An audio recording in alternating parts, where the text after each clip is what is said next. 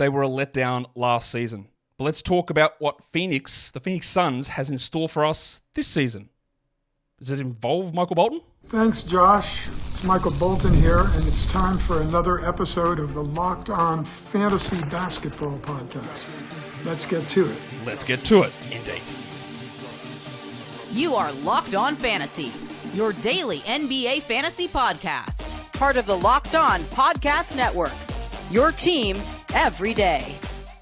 Hello and welcome to the Locked On Fantasy Basketball Podcast, brought to you by Basketball Monster. My name is Josh Lloyd, and I'm very excited to see the new AFL team in Tasmania take on the likes of Real Madrid and Borussia Dortmund, given the amount of members that they have.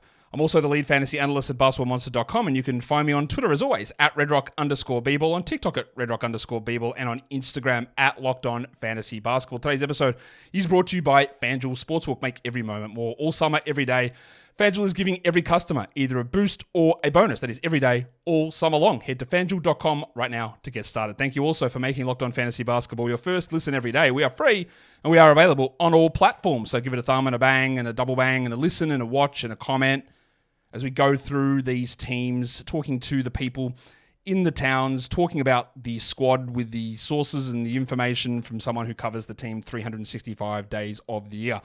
And now we're about to talk about one of those teams that is the Phoenix Suns. So let's dig in. So he's the host of the Locked On Suns podcast, and one of his life mottos is it's just a dry heat. It's totally fine. It is Brendon Kleen. Welcome, Brendon, back to the show to talk Phoenix Suns. Yeah, we've had not too bad of a summer so far out here, so I can't complain. But that really also just tends to mean no basketball, so it's like hot and also no NBA. It's the worst time of year, but we're almost out of it. So what does not a bad summer mean? Like 115, 118? What are we talking here? Well, we had some times last year where we broke a streak of consecutive days where the temperature never dipped below 100 Fahrenheit at all. Well, including even overnight. Night? Holy crap. Jesus. Yeah. Okay. So we didn't have anything that was last year. We had a better one this year. Well, there you go. That's less insufferable, I guess. We're here to talk about a Phoenix Suns team that made the big move the last two seasons, getting Kevin Durant and Bradley Beal in the offseason, and were eliminated pretty comfortably in the first round of the playoffs. I do think there is a part of their season, Brendon, that people look at and think that it was just an absolute complete disaster. And I don't think it was that. Like they weren't up the very, very tippy top, but they weren't like trash. They weren't terrible. They still had good metrics and top half defense and offense, and they were still pretty good. And they clearly made the playoffs. They weren't in the play-in. That's good. But I think there is maybe an overreaction to think that everything was a disaster and we need to fix all this stuff, which we are going to get into a little bit later. But we are just going to start with what's actually different on this team and who arrives. They just signed Tyus Jones. They bring in Mason Plumlee.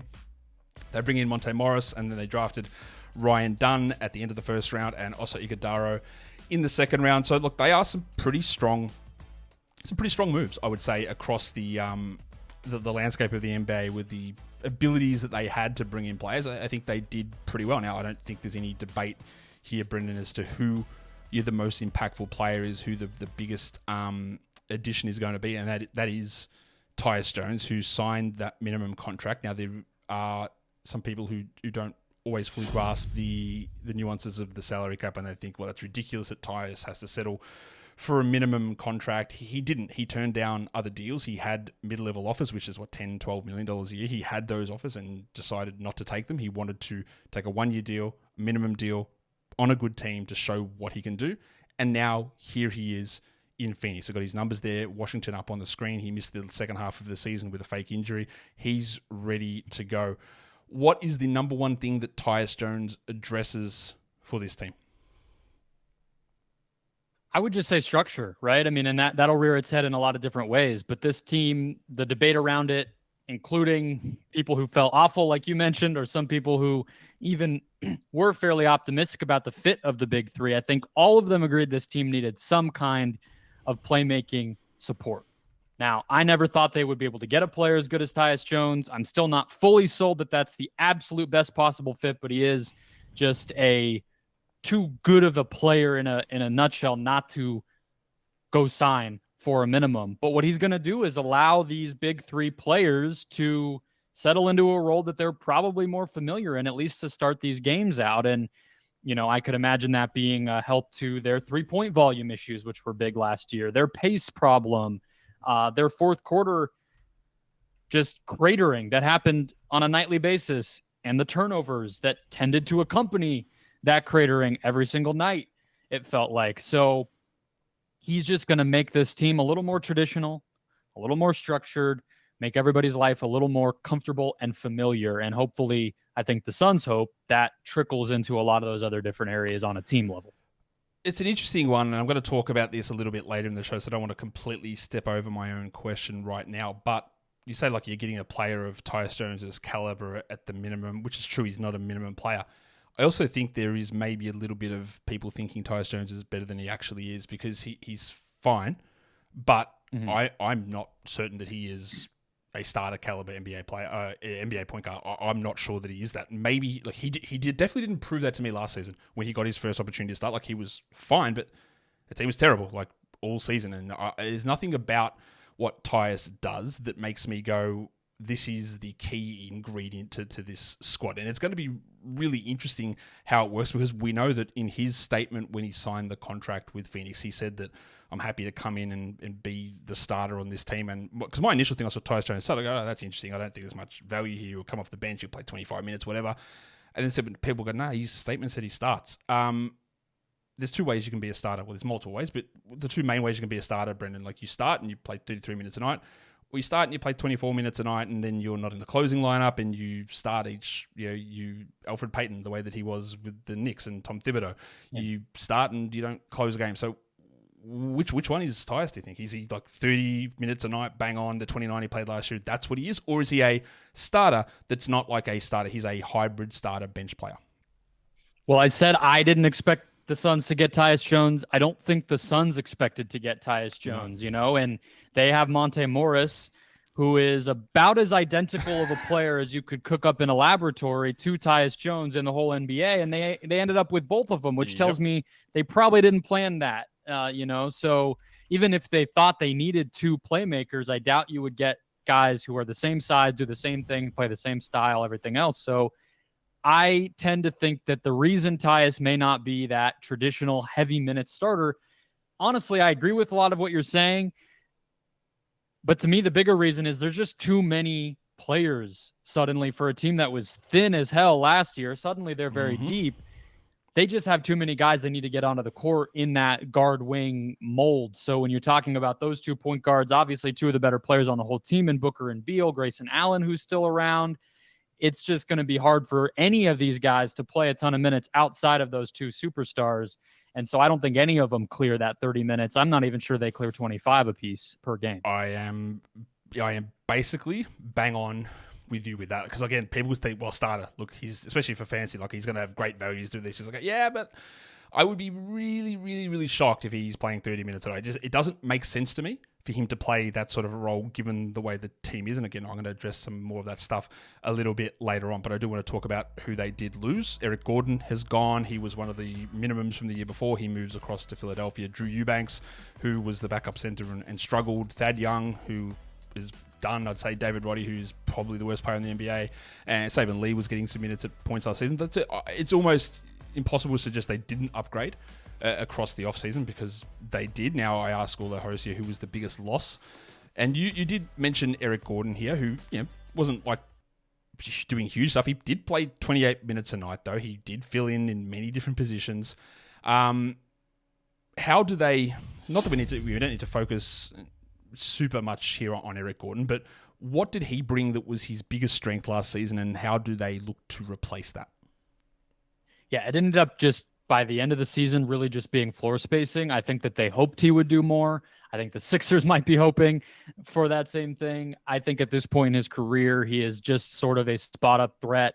He can attack a closeout and do a little bit of that, but didn't really have the finishing juice. Playmaking never really been his strong suit. Defensively, he's an older guy now. He's not that switchable wing that they had in Houston all those years. So I think the Suns replace him pretty capably and naturally, because again, very similar to what I said with getting Jones after they got Morris, last year they go out and get Eric Gordon, a big coup for them. And then all of a sudden in October, they trade for Grayson Allen, who is just a better version of what Eric Gordon does for you at this point in time. So keeping Grayson Allen, giving him an extension back in April. He'll be probably the sixth man, first guy off the bench for this team, or one of the heavier minute players off the bench. It's going to be a lot more Grayson, and they shouldn't have too big of an issue filling in for what Gordon was doing. I agree. While he was useful enough, there's easy ways to replace what he did because he's not that player, and he's older and older every year and further away from his prime and closer to the end. And that's part of the reason that I like to ask this question about who the biggest loss is, because Brendon, I'm sure this is not you, but there are often times that people who are fans of teams and people who cover the teams, they can have a level of bias regarding the players who are on their team. And then if that player moves on, they'd be like, it's all like, you're ugly, I didn't like you anyway. There can be a little bit of that. So it's good to how do they view the player? What do they think of him now? And how all that sort of sits. So it's just getting different perspectives and different opinions on players. And Gordon's not going to have a huge impact, but you're right. He didn't do, I think, some of the things that the idea of Eric Gordon was suggesting that maybe he could contribute to this Suns team. But we'll get into more of this stuff a little bit later. But today's episode is brought to you by BetterHelp. Life, it's busy. We know this. You've got kids, you've got work, you've got school, you've got friends, you've got all these commitments. But self-care is one of the things that needs to be prioritized. And often, for many people, including the majority of people watching this who are men, we don't always prioritize that or looking after ourselves. But therapy can be a part of self-care. You might have different things that you consider self-care. Maybe it is getting on the old sticks on the PlayStation and getting college football 25 running up. Maybe that's your self-care. But therapy doesn't have to be a negative experience. It can be a positive thing to help get you in the right frame of mind to attack all the things that you need to attack, whether that is some kid who thinks he knows what he's doing playing as San Jose State online, or other things that are more important in your life. Not that there's much more important than playing college football. With therapy, BetterHelp is a great option for you because it's suited entirely to your schedule. It's easy to do. You fill out a questionnaire, they match you with a therapist, and you see whether you click. And if you don't, you get the new one. They change it over free of charge because having that rapport, that connection with your therapist is how you get the most out of therapy and that sort of self-care situation. So never skip therapy day with BetterHelp. Go ahead, and that's not right. Go ahead to betterhelp.com/LockedOnNBA today to get 10% off your first month. That is BetterHelp, HELP.com/LockedOnNBA. All right, so we've looked at the comings and goings as I try and produce this show and do something incorrect, which is an L from me. That's okay. Let's talk about the biggest loss. They're done. We've talked about that. Let's talk about, Brendon, the projected starting group, because this is where, again, there's no level of controversy at the moment, but your projected starting group is what I project the starting group to be, and I don't necessarily think it's the best option.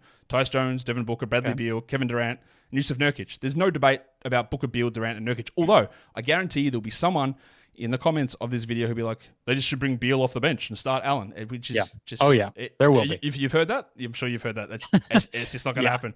And we're going to talk a little bit more about Bradley Beal later on. That's just not going to happen. That is their projected starting group. We've already talked a little bit about what it means for Tyus Jones as a starter. I do want to talk a little bit about Kevin Durant because obviously he's been playing in the Olympics. He stayed relatively healthy last season. How would you view Kevin Durant's season overall?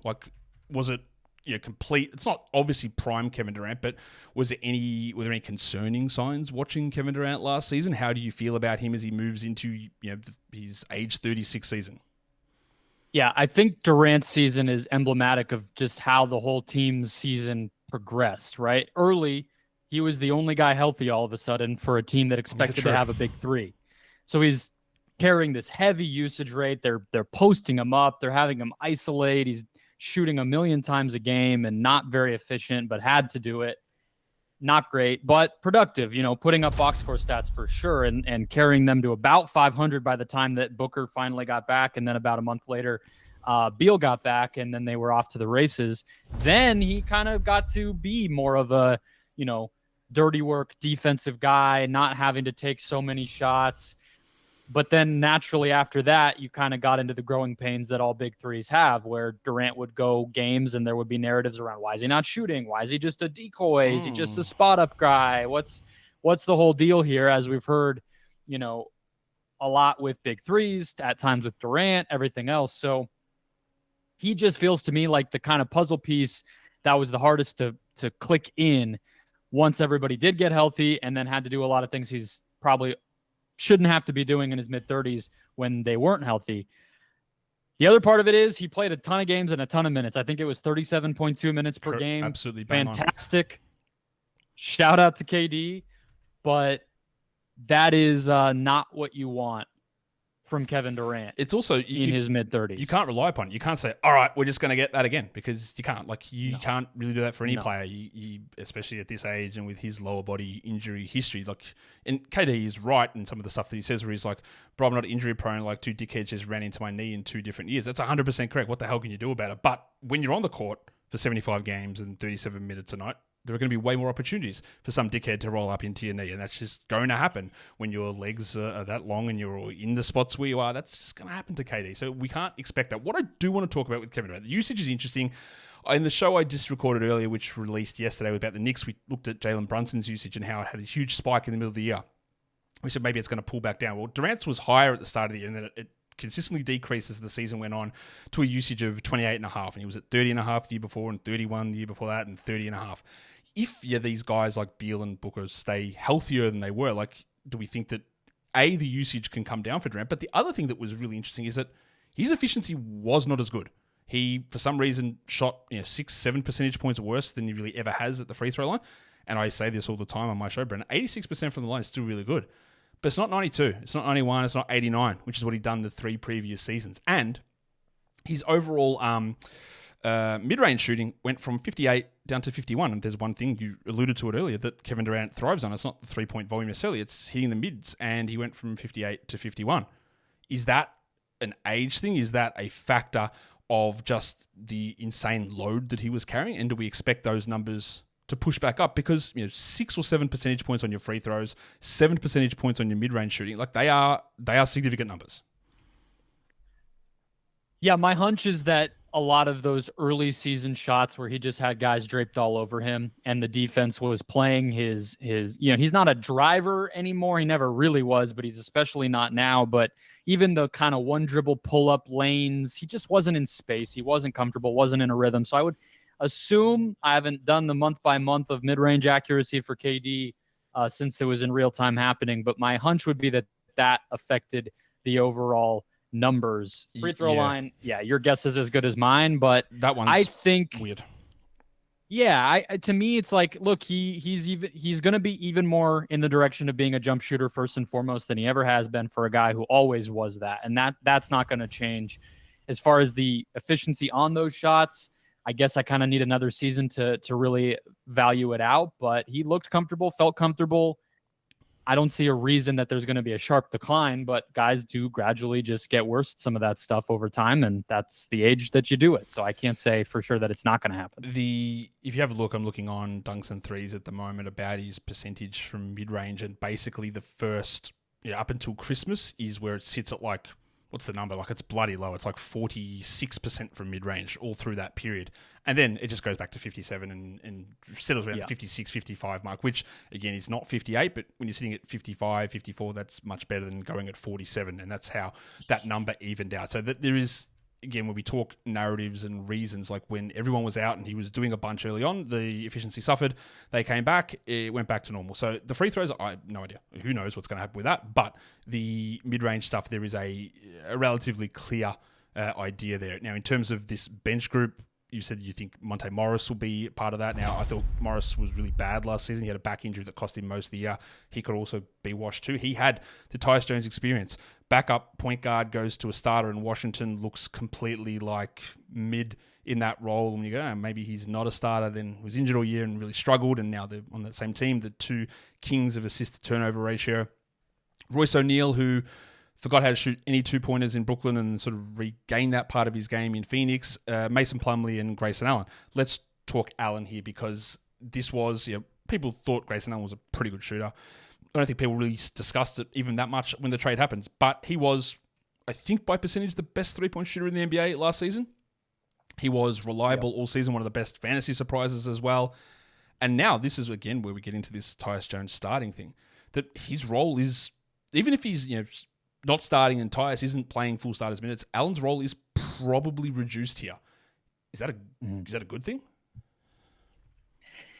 I think it is. I think minutes-wise, where he was in Memphis and Milwaukee the past 3 seasons before last year is probably where you want him, 25 to 27 minutes a night, starting here and there. Obviously, the last year in Milwaukee, he started a ton because that roster got so thinned out. But a good sixth man, somebody who can step into that role when you need him to. I think that he just was overmatched, especially with the context of this particular roster. Yes, we talked about him being doing a lot of the same things that their prized free agent signing last year, Eric Gordon, did, and being in a little bit of a logjam with their new acquisitions of Tyus and Monte Morris and everything else. But he's also the same type of player as 2 of their 3 best in Beal and in Booker. So there's just a limit on not only how much he'll play or anything like that, but just how valuable what he does really is to this team. So he looked great when they had the last year's starting lineup of the big 3, Allen and Nurkic, all on the court. They scored as well as any 5-man unit in the entire NBA. It was over 120 offensive rating. I think it was like 122 or something. But that's not enough balance, and we saw that he was exposed having to guard guys like Luka Doncic and crazy matchups like that because of the imbalance of the roster. So to me, that's why he's a little better suited coming off the bench for this particular team, and it's okay that his role might be reduced a bit, provided that you're a little healthier and get a little bit more balance elsewhere. So he moved up like an extra 6 minutes a game. His true shooting went from 62 up to 68, largely because instead of being a 40% three-point shooter, he was a 46% three-point shooter. And if there's one thing that people would learn from anything that I say on this show is that, like, if you have a 46% three-point shooting season, there's really one direction that you can go. Like, it's not getting better. Like, it's going down, and it still might be awesome. He might be 42. He might be 41. Unless you're Luke Kennard, of course, who shoots 45 every season. But if you're 46, the odds are you're going to shoot 42 or 41 or 39 or whatever. It's just not going to be exactly the same. That's very, very hard to maintain that or push even higher. So I think that while Allen was a big surprise for a lot of people last season, it's going to be really tough for him to replicate it for numerous reasons, personnel, but also just the idea of variance. It's just going to be hard for that to be something that continues.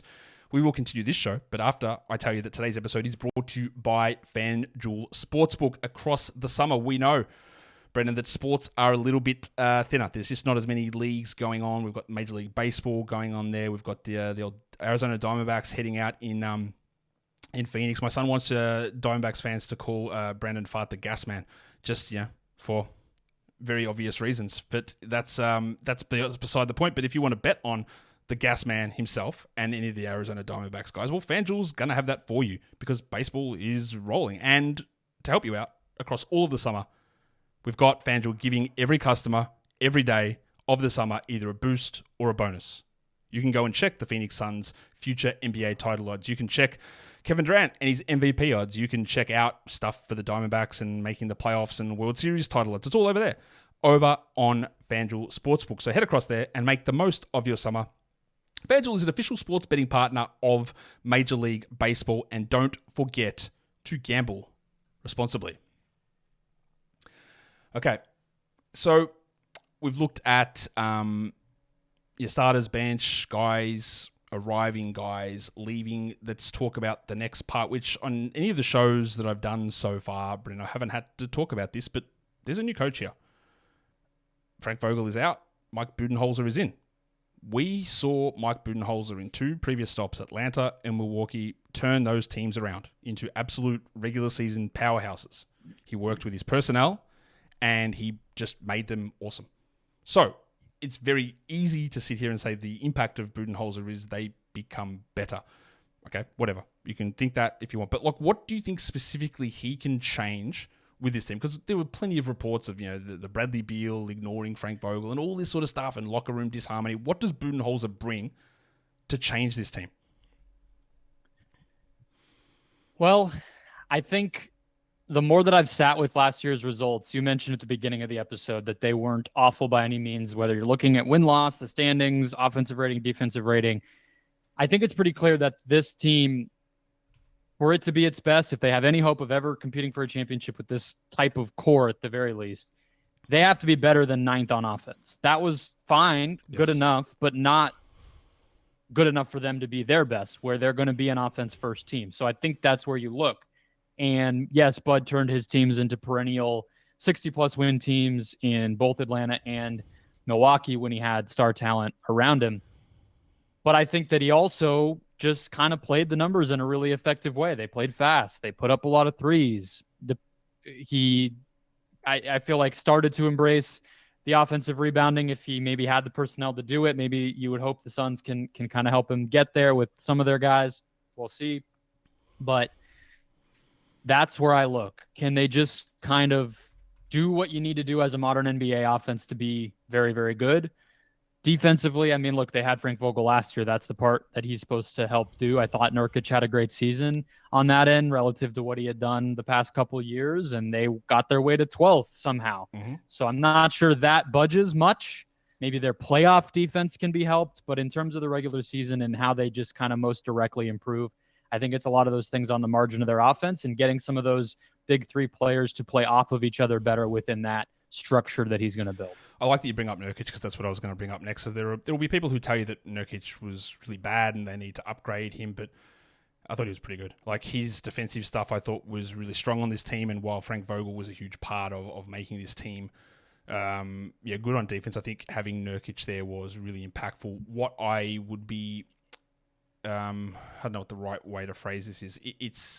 It's probably not realistic, but we saw Mike Budenholzer change the trajectory of Brook Lopez's career. I am not saying that Yusuf Nurkic is as talented as Brook Lopez, but there are a lot of things that are sort of similar. Lopez wasn't known as a huge volume three-point shooter all the way through his career. Nurkic has taken some that don't always go in. In fact, he was horrible, 24% last season, but he shot 36 the year before. He's had some seasons where it's respectable. He's had better block percentage seasons. It went up to 3.3 last year, but he had multiple years at 4.1 blocks. Is there a world in which you can see a Budenholzer focus on Nurkic to become the Suns' Brook Lopez? Because again, the very shady, rough outlines of a guy that shoots a little bit, blocks some shots, is considered a bit slow and not moving that well, sort of a center to be as impactful as Brook became. Well, look, you're definitely not the only person to make that analog. I think a lot of Suns fans are hopeful that that can happen. If you look at Nurkic's season from a shooting standpoint, he took 33s in November, 28 in December, 10 in January, and then 6, 2, and 3 the rest of the season, month by month. So It really just fell off. He stopped taking them. He wasn't making them, like you mentioned, and I think just kind of got scared away, especially once the big three got healthy. It wasn't really as needed for him to be aggressive on offense at all, but he's a fascinating component of this roster because what he does the best on offense is playmaking. And when he's on the court, you kind of need him to be one of your primary initiators. That can be helpful. It pulls a big out of the paint. It allows the guy playmaking to also be setting really hard screens. We've seen plenty of offenses do really well with that type of a structure, but he's not Nikola Jokic out there. He's not Sabonis. He's not even Şengün. So there's a cap on, I think, how good you can be if you're running so much through your fifth best player on the court most of the time. You know, that's just an unorthodox way to run your offense. So to me, if they can make this thing work with the 2 point guards that they acquired this offseason or just some of the depth that they've accumulated overall, he's a prime guy to be traded. So I know that's not, it's a little getting ahead of ourselves in terms of the season, but I don't necessarily know how deeply in the Suns' plans he is. I think if they had a trade for him this summer, frankly, they would have dealt him. I agree with you. The defense was solid, but not so great that I think that he's a must keep, and he's not that versatile. And that's really what burned them in the Minnesota series. They tried to manipulate how he was playing, and it didn't really work. And he was getting a decrease in minutes, and they got blown out every night. That brings us to your player to watch for this upcoming season, Brendon, because I'll be honest with you, I didn't expect this to be a name that we were going to be talking about in this section, but to the delight of so many people who just want this to happen, you said that Bol Bol is the guy that you want to watch this season.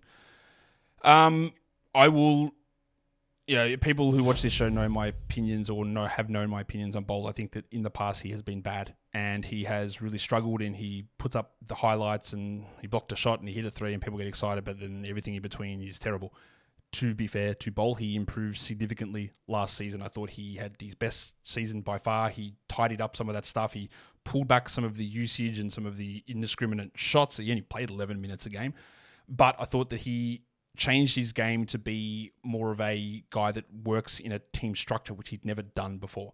So does this tie into your idea of, hey, what if maybe they do trade Yusuf Nurkic? I don't think that you can survive with Bol Bol as a full-time starting center or even like a 22, 23 minute a night player.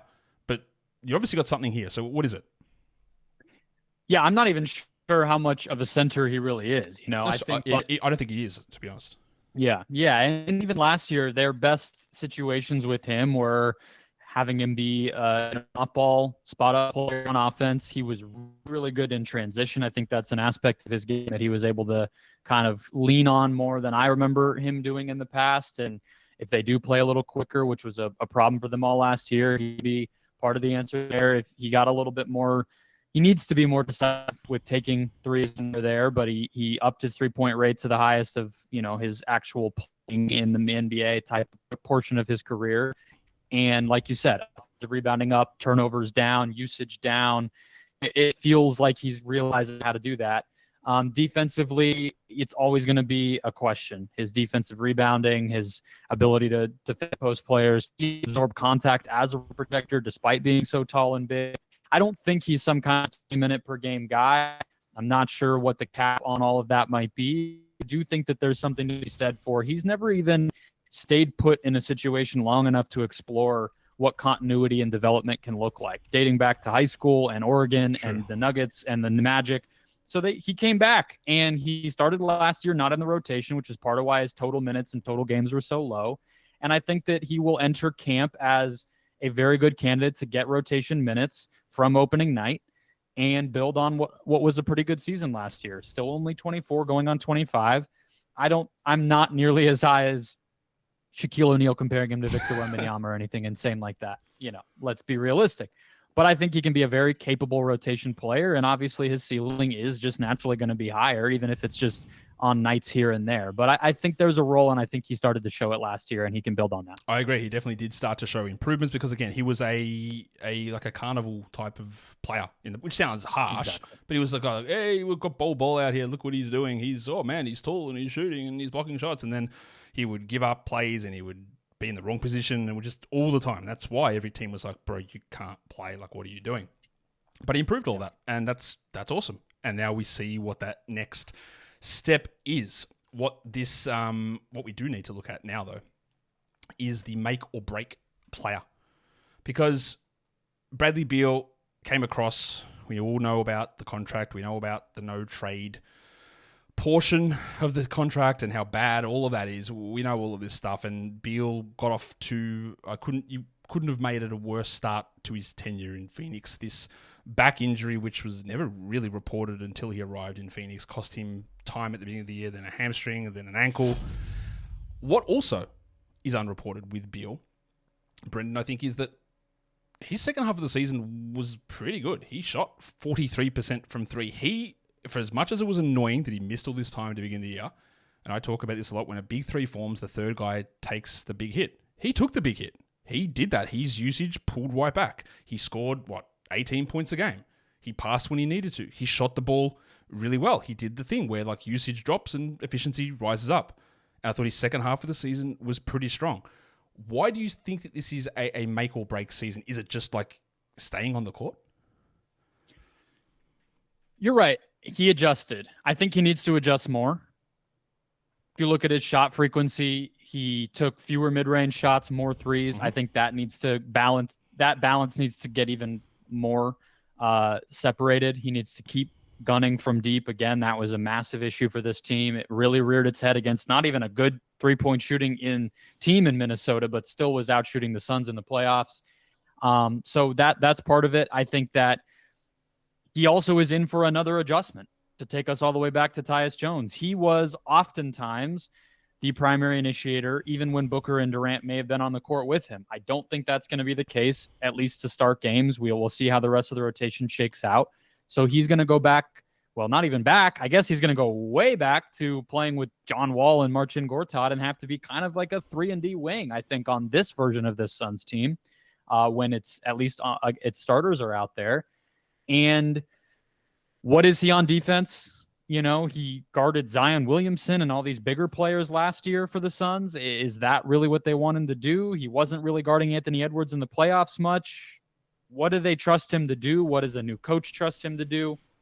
It's just going to be another year of continuing to build on how he tried to play off of the big three last year, while also, again, adjusting to the whole rest of the roster and coaching staff and everything else. So to me, it's just, can he do that? And then obviously, you know, the narrative side of things, it's like, well, if it doesn't happen, he's probably going to be the first guy that they're calling other teams about, unfortunately for him. And then unfortunately for the Suns, if he doesn't want to go, then he doesn't, because that's what the contract or they dictates. Get nothing back and somebody takes him off their hands. Exactly. Yeah. That's part of that risk that they took on when they acquired Beal. But like those numbers that he put up there, 18, 4 and 5, I agree. Like he hit them at 43%, but under 2 threes a game. That needs to be 3 threes a game. Like he needs to be getting that volume, like him and Grayson Allen, who are both 40+% 3-point shooters, and KD shot over 40%, but no one did enough volume wise to really put that. If you're that good at shooters, and they are, like you got to be doing it at a higher volume, because as we know, 3 is greater than 2, and hitting these shots at that level is going to be a key part in bringing that offense up to the next level. And one thing we do know about Mike Budenholzer is he's going to encourage that. He's going to get them shooting those threes at a higher level, we hope. The major storyline for me for this team this season is realistically just like the impact of the coach. It's what Budenholzer can do, and we know he's had his playoff foibles. He's also won a title, but pushing these guys together into a unit that people are scared of is something that he has done many times in the regular season. Like that to me is the thing, and how they all adapt to that, and whether there is disharmony around whatever decision they end up making. But to me, that's the major storyline for the season. But now this ties us all back to the big question, and that is the burning question for the Suns. We know that they went and got Tyus Jones. He's going to be allegedly the starter. Do they actually need a starting point guard? Like, do you think that was the thing that made them not hit their ceiling last season? Now, like, there's one really easy number we can look at and say their turnover percentage was really quite high, and we know that Tyus Jones is one of the lowest turnover players in the NBA. But the guy that took on the starting point guard role was Devin Booker, and he was awesome. So does bringing in a point guard where you take the ball out of Booker and Beal's hands a little bit more, like, is that actually what they needed? Josh, you said we'd go 40 minutes. Now you're going to have me for 40 more if we're answering this question. I think, look, to me, the answer is no. That was not their biggest need. I've maintained that all through last season, through the highs and lows, going into the offseason. That was not my highest priority. I didn't overreact when they got Monte Morris. But again, we are talking about guys from a value standpoint who do fill a need. And James Jones said this from the press conference right at the start of the offseason, all the way through. We will explore getting a playmaker. Mike Budenholzer, when he was hired, said we need to be comfortable without a playmaker just as much as we will explore getting one. So I don't think this team is married to this idea that Tyus is going to be this fix-all solution for their team. To me, the biggest thing, like you kind of hinted at when we were talking about Beal, big threes work because they learn to fit together, and that most of the time means superstars doing things that superstars don't always do, playing awesome defense, rebounding, being physical, passing the ball, initiating pace, getting to the free throw line, whatever it is. They have to become a well-rounded team themselves because there's not enough other depth for them to do it. And that just didn't happen last year. So yes, 3-point frequency and volume is a big part of that. They were not a good rebounding team most of the year. Nurkic can't be a one-man rebound crew. The big three and Durant in particular need to help that. Their team defense never really gelled. If you watched them, and I mentioned the playoffs, you would clearly have seen that. So all of it's going to be about if that big three can fit together. There's a case for, hey, having a point guard can make them fit better. And I'm open to seeing that happens. They're going to be undersized. They're going to be defensively challenged. Rebounding will be a challenge if they have all three of the big three and a point guard out there. But hey, crazier things have happened. But to me, big question, big picture, big whatever about this team this season is, when does their big move come? It didn't happen this offseason. They stockpiled assets. They have a pick that they didn't use this summer. They have all these contracts we've mentioned with Nurkic and Allen and even Royce O'Neal, who hasn't come up much, but he re-signed for a decent number. They're going to use the beginning of this season to see what is the thing that they needed. What is the part that actually clicks this whole thing into place? If the big three look awesome with O'Neal, they'll go get a wing. If they do look awesome with the point guard, maybe they just roll with Jones and see what minor marginal moves they can make. If it's, hey, Nurkic doesn't really fit now that we have a real playmaker at the point guard position, we don't need a center who could do that. Well, then they'll figure out what type of center they do need. That's what I think the beginning of this season will largely be about. And they're going to try to make a swing, I think, before the end of the season. It's just, who is that? What is that? What do they need? That's what the beginning of the year is going to be for. The way I phrased this question was the Suns need a starting point guard because they undoubtedly needed a backup point guard, right? They needed somebody who could do that on the bench unit, and whether that was Monte Morris and he could do it or not, I'm not sure. Like, I'm really worried about what I saw from him last season, and maybe Tyus Jones fits there. But again, I think if we're going to simply boil down this season and the questions about the Suns, it's like, is a point guard who cuts turnovers more important, or is more volume three-point shooting more important? Because you can't have both of those things with the way the roster's currently constructed. So you've got to sort of choose which direction you're going to go there. So that's why, again, I am not that high on Tyus Jones from a fantasy point of view, because I don't think he plays a full starting role. Because Devin Booker, again, this is what was supposed to be the Devin Booker part of this show. Like, he was great. Like, he was awesome when he was healthy last season. His assist rate went up. He scored really well. He was the number one. He was the best player on this team for the majority of the season. 29 usage. His assist rate up to almost 30%. His turnover rate was not that high. It was like 11%.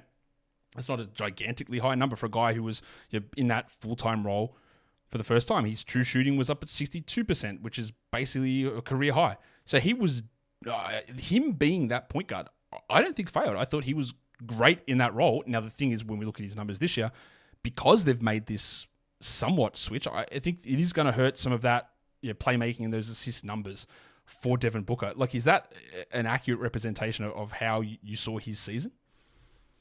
Yeah, it's a weird season because he was second team All NBA. The numbers would tell you could make a case it was his best season ever. Yep. But I think if you watch the games, he just wasn't comfortable. You could see him thinking. He would take these odd shots late in the clock, foot on the line jumpers, just stuff that is not him. And the pace and fourth quarter issues, you could trace a lot of those back to him. I think that they had to make a decision of, are we going to trust that another year of him feeling that roll out can be enough to make them a better team and make him get rid of that discomfort? Or do we need to kind of support him a little bit more and make sure that he doesn't always have to be doing that? They clearly kind of took that second route. But again, I think that he could be the primary initiator to close games plenty of the time.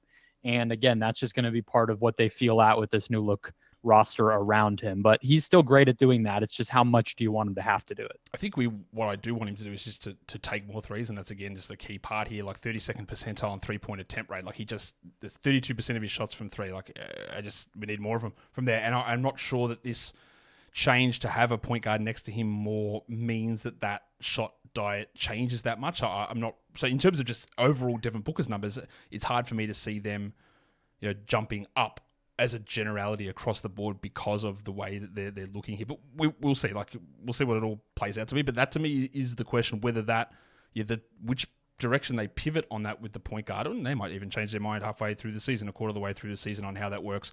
But it is a difference in how the squad is going to be put together. Now, I ask everyone what their bold prediction is for the season, and Brendon, your prediction is you are bullish on this offense improving because they should be able to be good. Now, we talked about how they were 9th in offense, 12th in defense last season. You think that getting into the top 5 is a possibility, and again, there's 2 real ways that is: cutting turnovers, hitting more threes. Do you think both of those things happen? I think both of those things do happen. Yeah. And I think that they get better in transition. They were effective when they tried to push tempo last year, but they didn't do it enough. That'll help their overall just sort of statistical offensive output. So I think it'll be a combination of all of those things for sure. And I wanted to say top 3. I said top 5. I think top 3 should be the goal.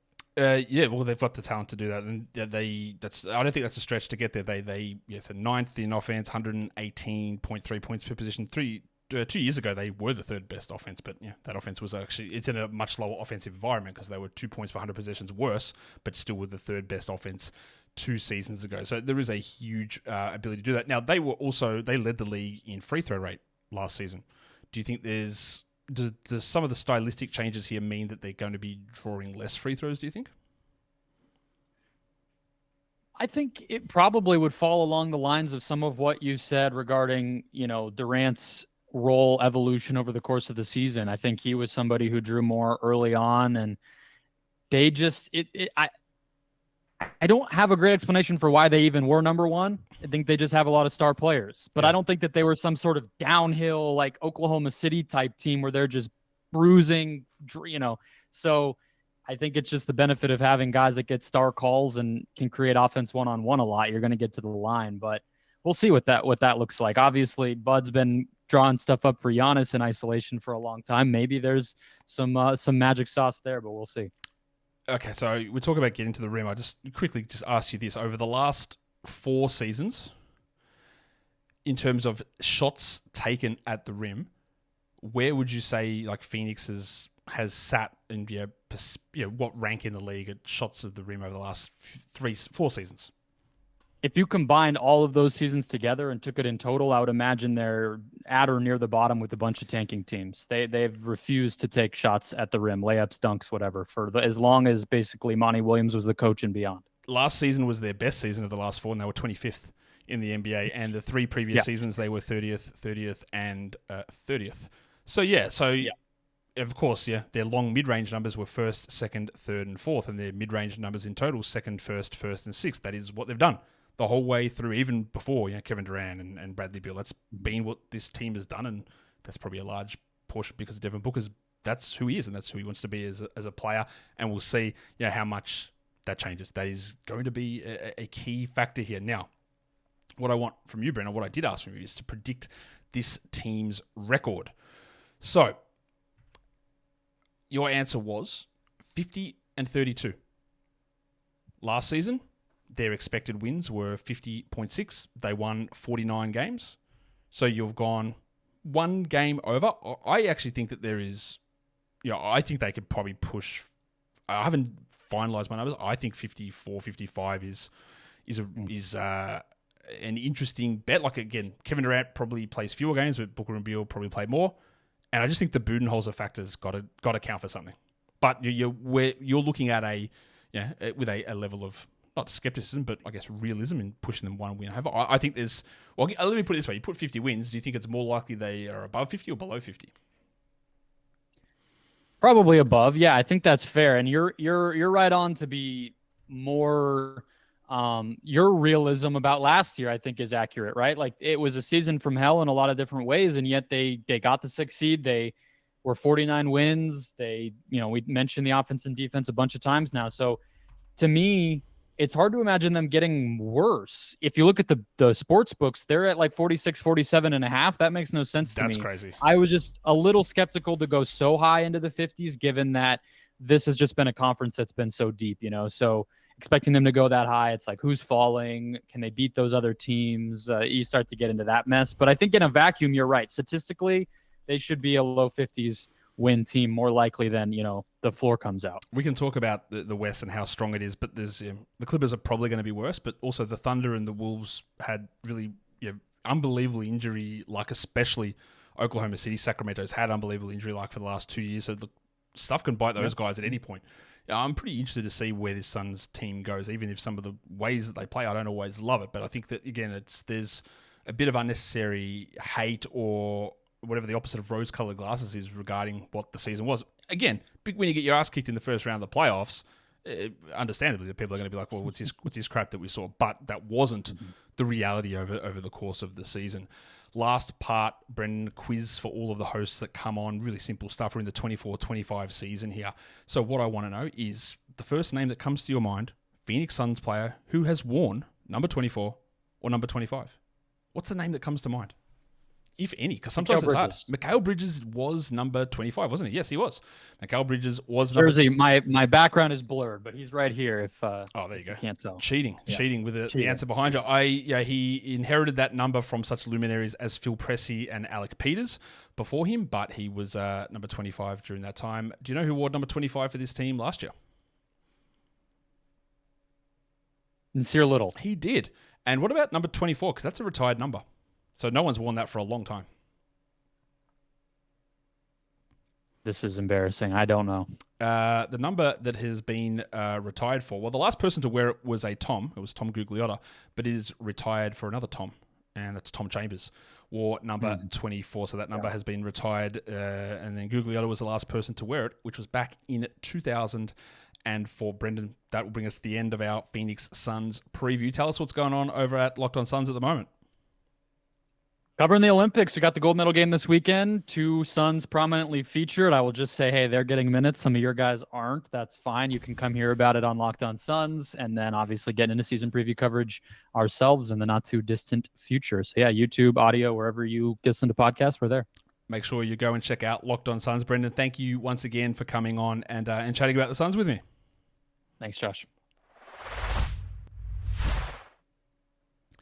And that brings us to the end of today's show on the Phoenix Suns. Again, interested to see how all this team plays out, but also everything else that's going on around the world of the NBA. I'm recording this 2 days before it's being released, so we might have got that information on Yahoo, and then hopefully we'll get a show on that coming out really soon. Guys, we are done here. Thank you so much for listening, everyone. See ya.